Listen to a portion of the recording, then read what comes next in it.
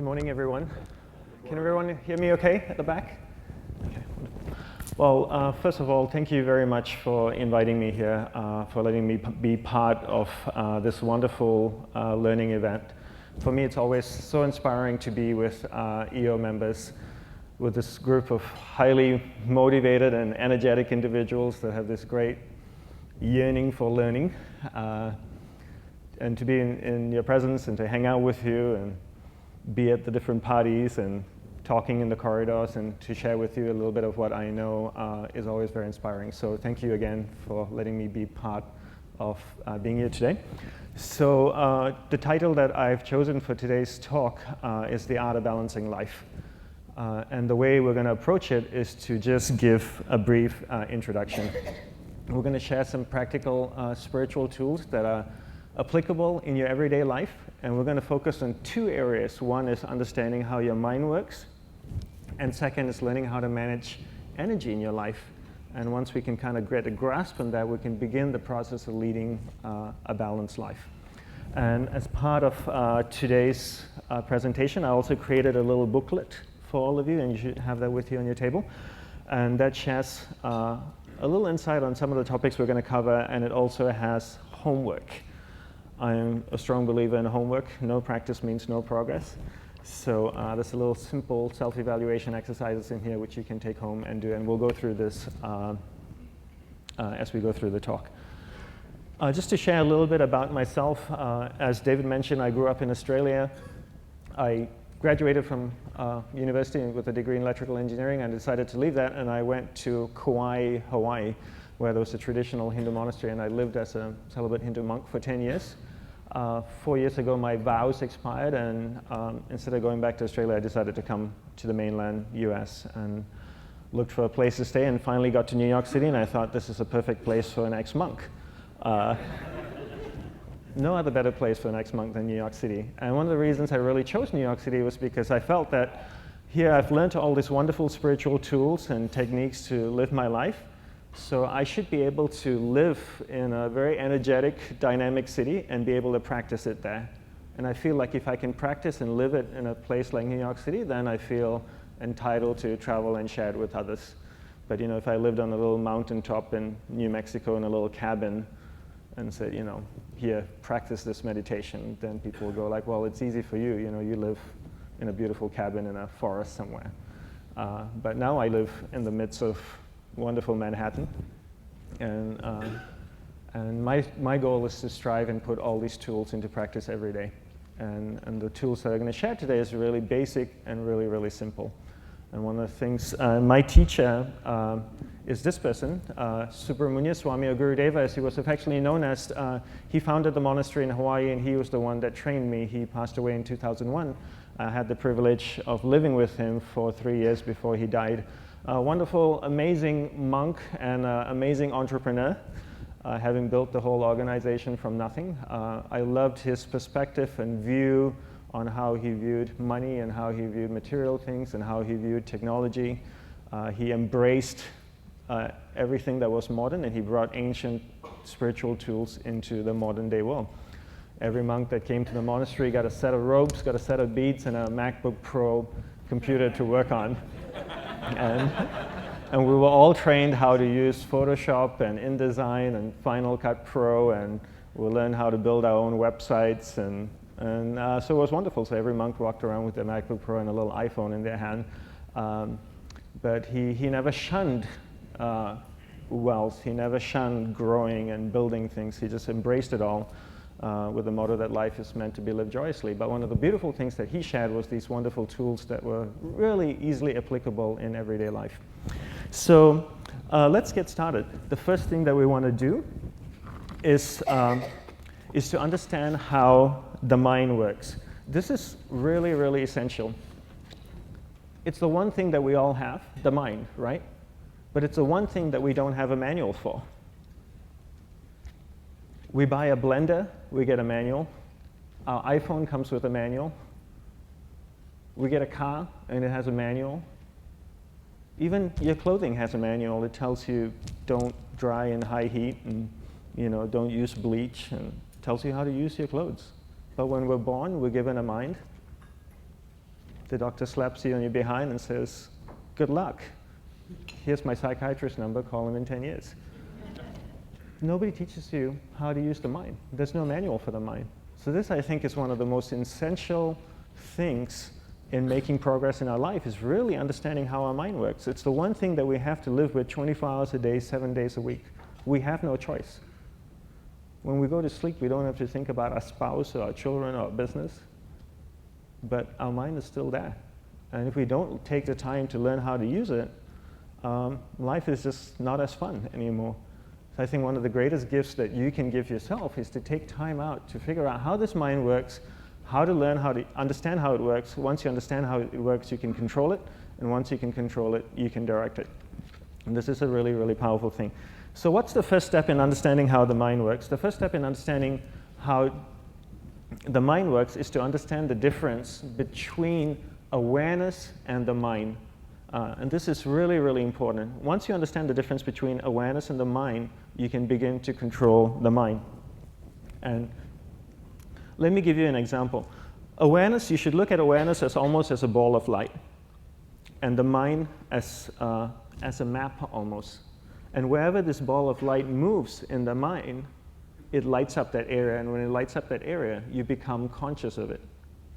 So for example, if you go to a theater and you're sitting there and you look at the stage, it's dark. The spotlight comes on, it shines on the stage, and you go, oh look, there's a tree on the stage. And then that spotlight moves to the other corner of the stage, and you become aware of a car on the stage. You're no longer aware of the conscious of the tree anymore because it's dark, but now you're conscious of the car on the stage. The same way, our awareness is moving through our mind all the time, and wherever it goes in our mind, it highlights that area, and when it highlights that area, we become conscious of it. So the idea in learning to control your mind is to be able to control this awareness and consciously move it to any area of the mind that we want it to go. Okay, so that's the theory part of it. Let's look at the practical aspect of it, and we'll put this into practice. So I'll have you all join me in a little exercise. So the exercise involves you to sit up straight in your chair, okay, and close your eyes.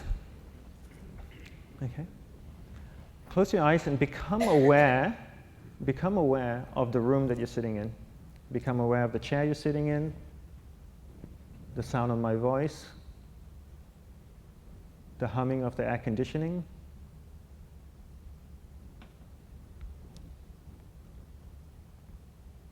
Just become really aware of where you are right now.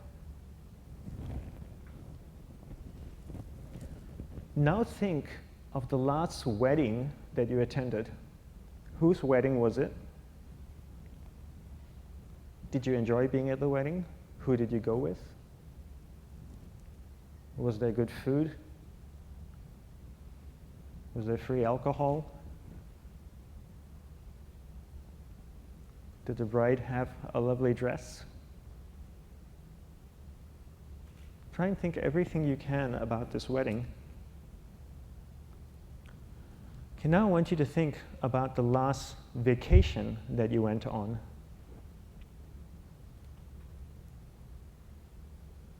Hopefully it was somewhere much further away from your home that you had to fly to. And if you went to multiple places, just pick one location. Who did you go with? What type of vacation was it? Was it a relaxing vacation? Was it an adventurous vacation? Did you have a great time? What kind of foods did you eat? Was it cold? Was it warm? Was it expensive? Was it inexpensive?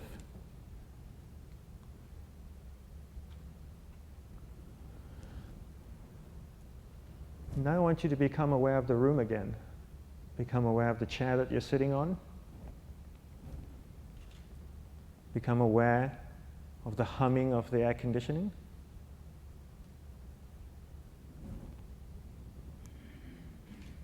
The sound of my voice. And now slowly open your eyes again. Okay. And you can lean back in your chairs if you like. So this is a really simple exercise to show you two things. To show you, the first thing I wanted to show you was the difference between awareness and the mind. Both things are completely different. You took your awareness and you went on a journey of your mind. You started here in this room, and then you went to this place. in your subconscious where the memory of the wedding resided. You weren't thinking of the wedding this morning, right? But right now, you went there, and all that experience came back to you. And when you were done with the wedding, you moved your awareness to your vacation. You most likely weren't thinking of your vacation this morning, and you became aware of your vacation. You became very conscious of it. And when you're done with that, you came back to here, to this room. So what does it tell us? It tells us two things. One is that there's a separation between awareness and the mind. And the second thing it tells us is that you can move your awareness anywhere in the mind that you want to go. That you actually have the capability to move your awareness to any area of the mind that you want to go. So what happens in our everyday life? What happens in our everyday life is people allow other people and circumstances to move their awareness to different areas of the mind. You wake up in the morning, you're happy, you get in the car and you're driving and somebody cuts in front of you and you get upset, your awareness goes to an area of the mind that's upset. You go to work and maybe you see your best friend. Now your awareness moves from being upset in the area of the mind of being upset, and it moves to another area of the mind of being happy. And this happens all day. Your awareness is consciously moving all day from one area of the mind to another, to another, to another, to another. So what we really want to develop in understanding the mind is the ability to consciously move your awareness where you want it to go within your mind. And when you are able to do that, now you're beginning to control your mind. So that's the difference of allowing someone or something else outside of you to move your awareness to a certain area of the mind and let you have a certain type of experience, or for you to take control of your awareness and consciously move it to any area of the mind that you want to go. Two things are really important, and for most people, their awareness is like you would see in the picture over here. This is a fire dancer in Hawaii who's flinging a flame around in a few seconds, and people's awareness is just jumping all the time from one thing to another. They're checking their Twitter, and next thing they hear a little beep on their Facebook, they switch to Facebook, and then a text message comes in, they switch to the text message, and they keep doing this all day. The awareness is moving everywhere, constantly, from one thing to another, to another, to another. The same way that we went from this room to the wedding, to the vacation and back, which I guided you to do all these things, and you did it. You consciously, very in a controlled way, moved the awareness. Most people just allow other things to move their awareness. So what we want to learn to do today is to develop two skills. Oh, and one point I do want to make is wherever your awareness goes, that is where your energy is flowing. And this is a really, really important statement, because when we start to look at energy management, this is really important. Okay? So wherever your awareness goes in your mind, that's where your energy is flowing. So two qualities we want to develop in learning to control your mind. We need to develop the powers of concentration, and we need to develop the power of your will. Because why? Just say if I'm focused on Eric, for example, and I'm speaking with him, and my awareness drifts away, I need my will to bring my awareness back to Eric. And unless I develop that will, I won't be able to pull that awareness back to Eric. And in order to keep my awareness on Eric, I need to develop my powers of concentration. Because if I don't, then my awareness starts to drift away again. And then I bring it back, it drifts away again, I bring it back, it drifts away again, I bring it back. And the more I practice this, the better I get at it. And then the duration of how much it drifts away becomes shorter and shorter and shorter and shorter. And finally, I'm able to give Eric my undivided attention and just give my awareness purely on him and him alone. And that just takes practice more than anything else. But you actually have to develop concentration, and you have to develop the power of your will. And we're going to look at how to develop that. Okay? So looking at concentration, let's define what concentration is first. Okay? I define concentration as the ability to keep that awareness on one thing for a prolonged period of time. So if I can keep my awareness on Eric and not drift away and think about the wedding, or drift away and think about the vacation, or what I'm going to do later, then I'm concentrating on Eric. Every time it drifts away, I bring it back. And the more I practice this, the more I practice concentration. So concentration is the ability to keep your awareness on one thing for a prolonged period of time. And that's a very simple definition of concentration. How do you get better at concentration? You practice this. You practice this 24 hours a day, 7 days a week. And it's the only way to get good at it. And what's the best way to practice it? The best way to practice it is to integrate it into everything that you do in your life. not to meditate 10 minutes in the morning. It doesn't work. You really need to look at your life the same way a sprinter in the Olympics looks at his life. You've all heard of Usain Bolt, the man that won the gold medal twice, 2 Olympics in a row, broke the world record. I don't know anything about him, to be honest. But if I was looked at him, I would assume he goes to the gym, right? If you look at him, he's pretty ripped. He obviously sprints, he practices running, probably does a lot of long distance, he probably does a lot of stretching as well, I'm sure he gets massages. He looks like he eats the right kind of food, drinks the right amount of water, takes vitamins. His whole day is so disciplined. For what? To prepare him for 9.57 seconds. I think that's what the world record is, right? 400 meters, 9.5 or 9.57 seconds. His whole day is preparing him for that short time, not the other way around. A lot of people say, you know what, I need to be more concentrated. So you know what, I'm going to meditate in the morning. I'll sit down for 2 minutes. Okay, now I'm Zen master. And the remaining 23 hours and 58 minutes, they just go about being ordinary and crazy. How does that work? How would you change? It's not balanced at all. So if for 23 hours and 58 minutes you were not being concentrated, you allowed your awareness to jump from one thing in your mind to another thing, to another thing, to another thing, to another thing, in an uncontrolled way, what would you be good at? If I wanted to pray, okay, here's an ex-monk, so I don't really know too much about football and stuff. If I wanted to play for the San Francisco 49ers, how many hours a day should I practice? Give me a number, Aaron, just say. 8 hours a day. How many days a week? 6 to 7 days. And even then, might not make the team, but I at least have to practice that much at a minimum, right?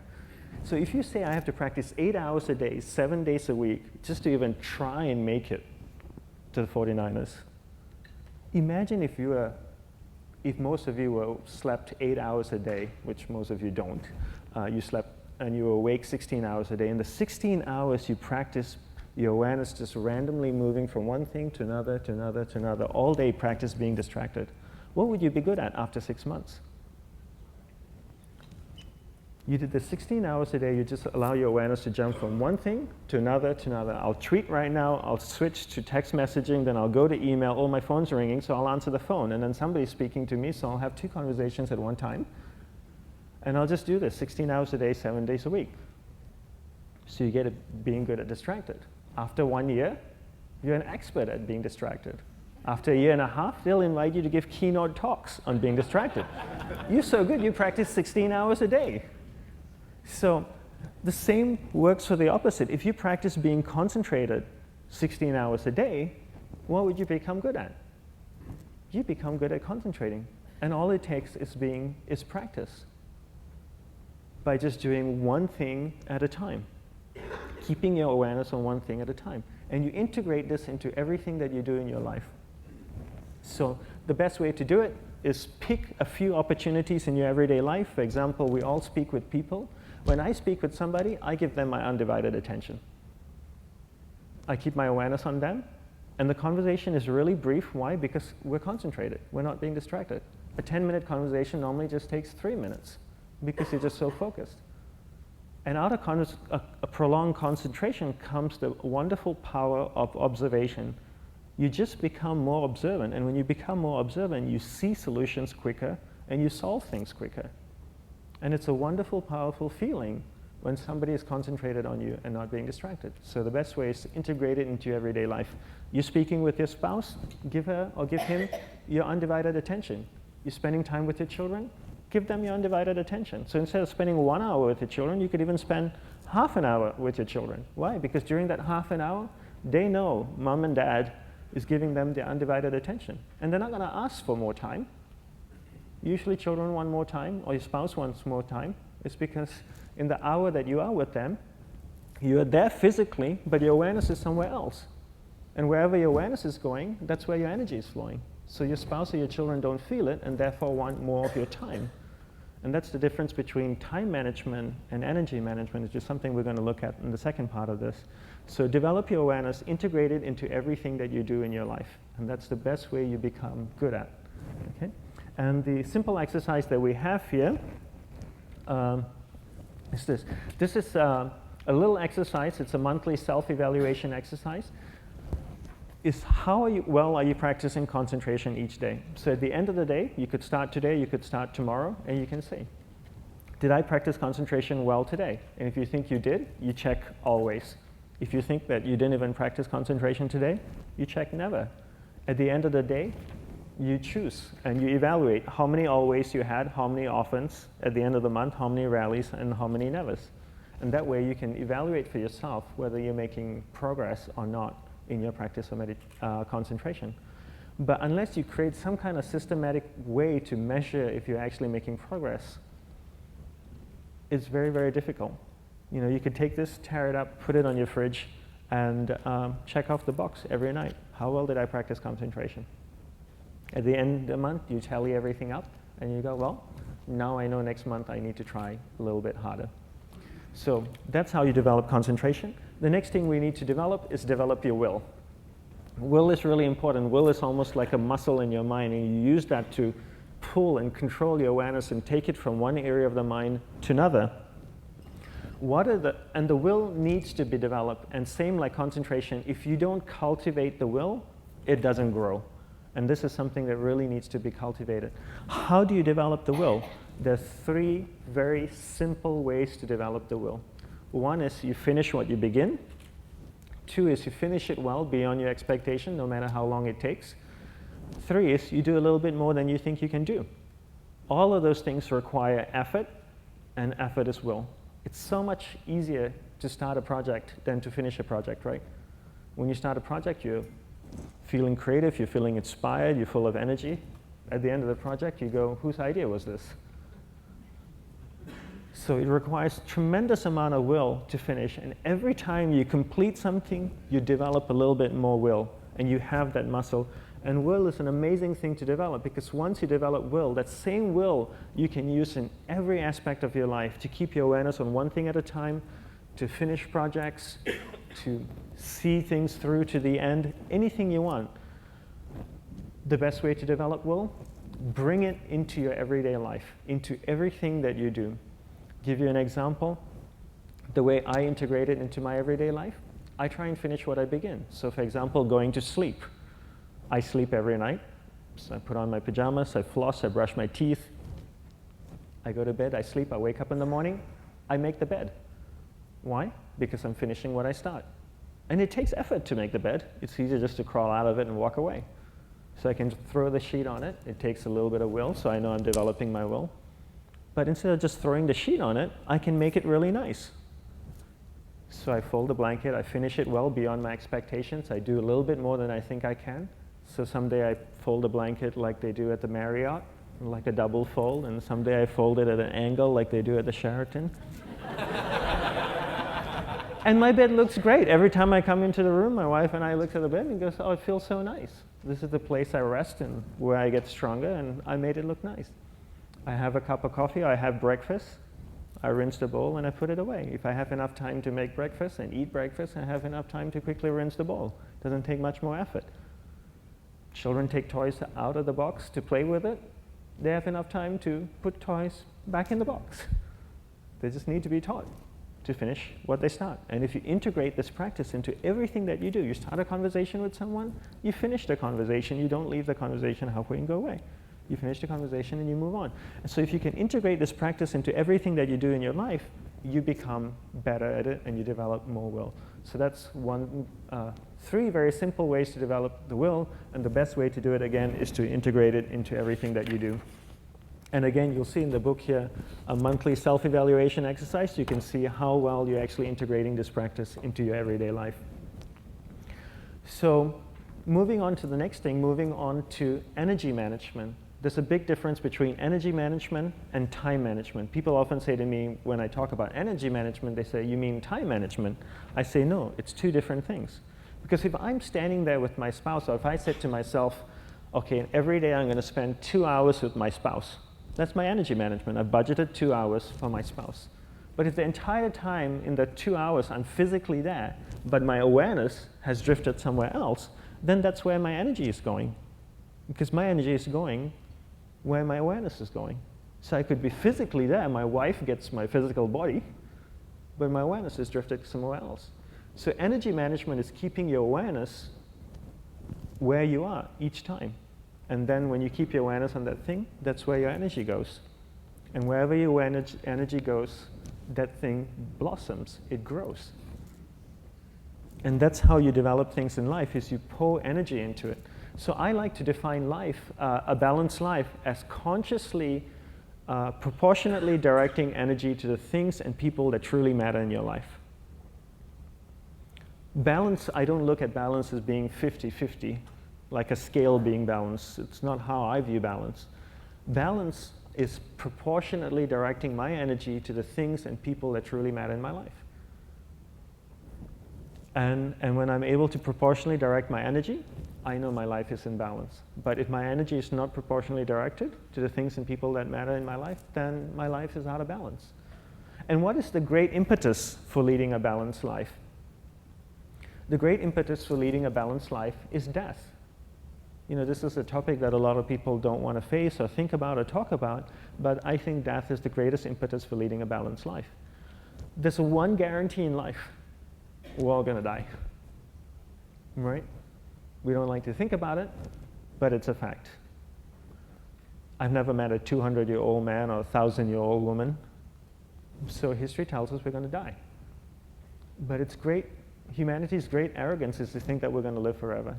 And because we think we're going to live forever, and that usually comes out of the fear, oh, I don't want to think that my wife might die one day, so I block it out of my mind. And when you block it out of your mind, what do? You give her infinite life. You give her this unending time of living, and when you give her this unending time of living, where does she go in your priority? She goes right at the bottom of the list, because it's not important. If I told you all to submit that project whenever, when would you submit that project? Whenever. You'd never submit it. But if I told you it was due tomorrow morning at 8 o'clock, you'd get on it right now, because there was a time frame.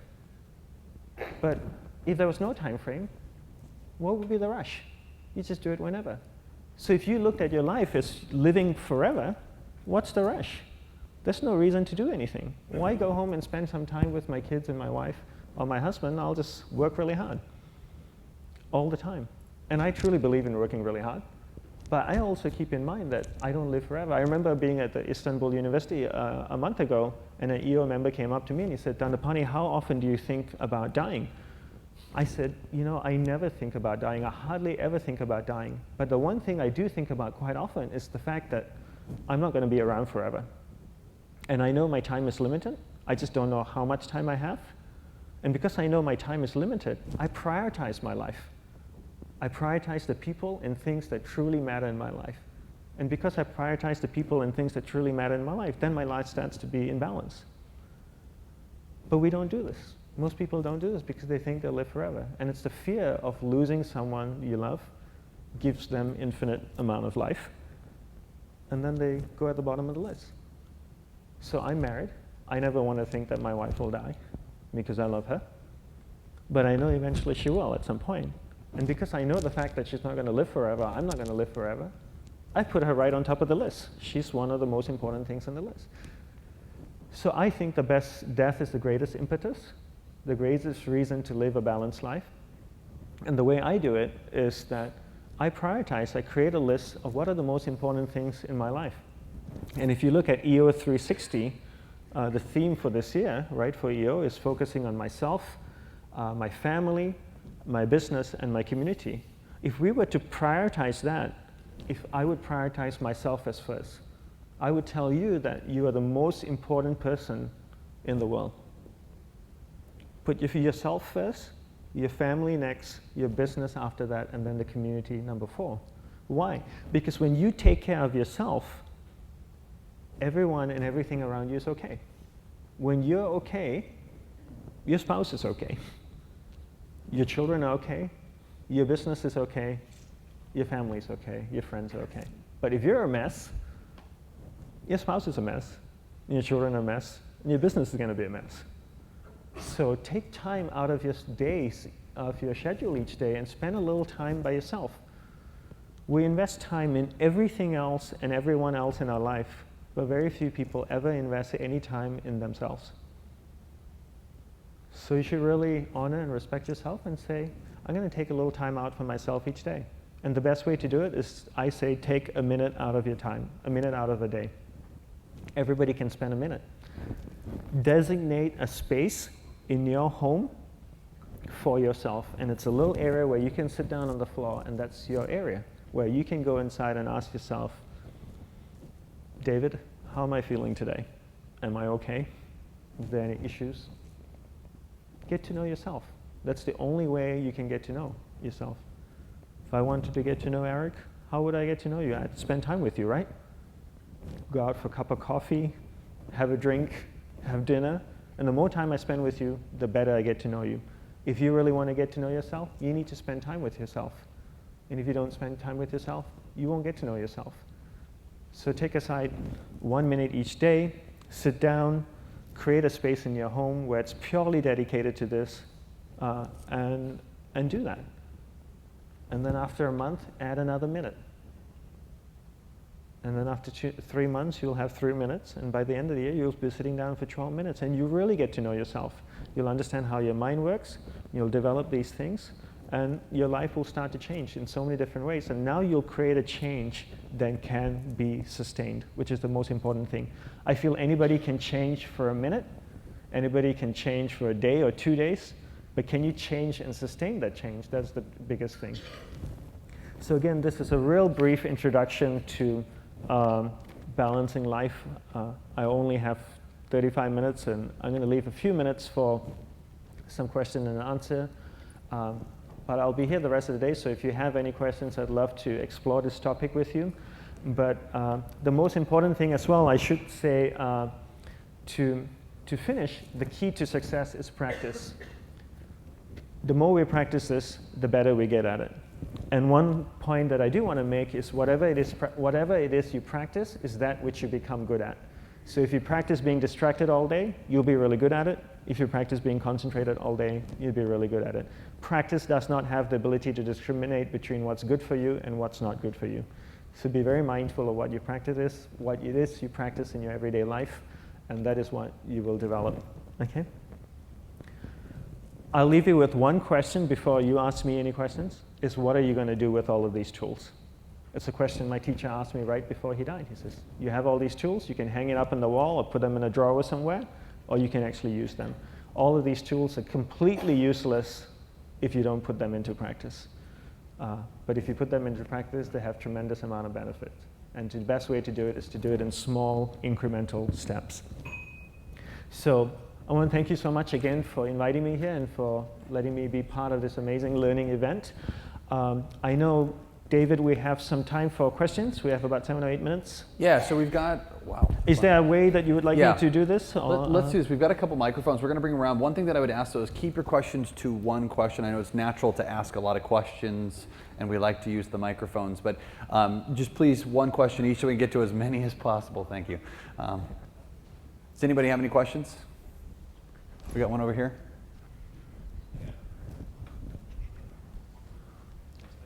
We got it. Thank you for being here with us. And are you familiar with the binaural music that is out, the whole sync technology to help with balancing the brain and meditation? And I was wondering what your thoughts were of using that to help us to focus. I'm so sorry, I'm not familiar with that. Well, okay, so Yes. 1 minute per day for a month. Yep. Yeah. So you went up to 12 minutes in a year. Yeah. You do 24 minutes in 2 years, or where do you stop? Well, after a while, you just start getting better at it. So, I spend an hour to an hour and a half every morning doing my practices. Well, I wouldn't say every morning, maybe 5 to 6 days a week. And so at some point, you'll be able to stop at 20 minutes or 30 minutes or even 10 minutes. But if you make it 1 minute, it's realistic and doable. If I told you to do 10 minutes a day, yeah, sure, you can do it for 3 days, and after that, you're going to go, I don't have time for this. But everybody can spare 1 minute. So the idea is to create something that's achievable and realistic and that you can actually implement in your life. And then you choose some point, maybe 10 minutes is your perfect place. What do you say or do during that 1 minute? First sit down. First train your body to sit down and actually not do anything. Because your body is so used to doing things all the time, walking around, talking this, that, touching something, pressing something. So the first minute, actually sit there and your body will rebel like anything. It's just going to go, I don't want to sit here. This is completely useless. I can use my time in a more productive way. That's what it's going to tell you. Your mind and body is going to tell you that right away. So just tell it, no, I'm just going to sit here and force yourself, duct tape yourself to the floor. And after a while, you'll learn. You'll just learn and things will come naturally. Or send me an email after a month and I'll tell you what to do next. Okay. Any other questions? Dandapani, Yes. Oh, hi. good morning. Yeah. Thank you for leading us in a more calming morning and not calling us assholes this morning. Should I? So I love having my cup of tea in the morning, and then I find that I like it kind of throughout the day. Is it okay to start in the morning for a minute and maybe transition to later in the day and have another minute? Of course. Yeah, I only suggested 1 minute in the morning. It's because it's realistic and doable. But this is something that you can integrate throughout the day, and it's something you can also teach your children. Children don't know how to sit still because they've never been taught how to sit still. A lot of EO members have young children, and they always tell me, can you teach me how to train my children to sit still? I said, you need to sit still first. I was in Germany last week. I came back on Sunday. I did all-day workshops with the EO chapters in Germany and Russia the last 2 weeks, and I came back on Sunday. And I remember I was in Berlin in Hamburg, and one of the EO members said to me, I have a 16-year-old son. Can you tell me how I can teach him to be more concentrated? And I said, really simple. All you have to do is you have to be more concentrated. Every time you're with him, be concentrated. And you be concentrated throughout your whole day. Your son will look at you and follow your example. Children don't like to be told. So if you do, you practice and children will follow. So the same way, yes, you can integrate it into your whole life. You don't have to spend just 1 minute in the morning. You can do it in the middle of the day, in the evening, anytime you want. Dandapani, thanks Yes. very much. Hi. I see that you have a Twitter handle, a Facebook page, and a blog. Yes. Maybe you could talk a little bit about how you manage your time on these communication channels and how you create structure so that you don't get distracted by what could be a whole lot of noise in your life. Yes. I probably check maybe Facebook 2 or 3 times a day. And the times when I check could vary, depending when I'm free. But I'm usually quite disciplined in the sense that if I go on Facebook, I know I can get absorbed in it, and you could spend 5 minutes on it. I just make sure I spend 1 or 2 minutes just scrolling through it and see what my friends are doing and update. But yeah, I just keep a limited amount of time, and I'll say, look, I'm going to spend 1 minute on Facebook or 2 minutes on Facebook, and then when I'm done, I consciously move to the next thing. But I think the best way to do it is to do one thing at a time. So if my Facebook or my Twitter goes off and it has a little bing or this little thing comes up, a notification comes up on top of my iPhone saying somebody liked a post, I don't click it. Doesn't mean it beeps, I have to respond to it. I have a choice where my awareness goes. Every time my phone rings, I don't have to answer it, or every time a text message comes in, I don't have to. If I consciously move my awareness to wherever it wants to go, I become better at it. It says my time has expired. We got time for one more. Let's do one more. Sorry, Dave. Right. It says shut up. Oh, I won't say the next word. It starts with an A. We got time for one more. Let's do one One more more question? Yeah, let's do one more. Dandapani, Yes. good morning. Thank you for being with us. Oh, thank you for having I me. want to follow up on that conversation of self-control and willpower. So I'm Yeah. married 11 months. I'm in bookkeeping and accounting, and so finishing what I start is super important most of the time. My wife, Could you hold your mic up? Sorry. Sorry. Yeah. but my wife, she loves to hop out of the bed, not make the bed, run into the kitchen, make coffee, leave coffee, and it's become a point of a little bit of tension. Just had to love her well in Right. kind of the finishing well part, concentrating on things. So how do how do I love her well and help her become better at concentrating without coaching her and teaching her? Yes, yes. You don't want to coach and teach your wife. You know?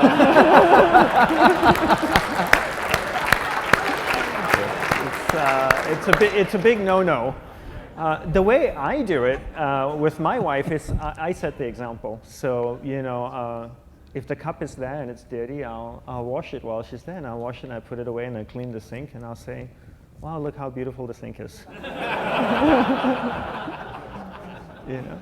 And I'll make the bed and I'll say, look, honey, I made it like the Marriott today. Doesn't it look beautiful? Because you know why? This is the place we rest 7 hours a day.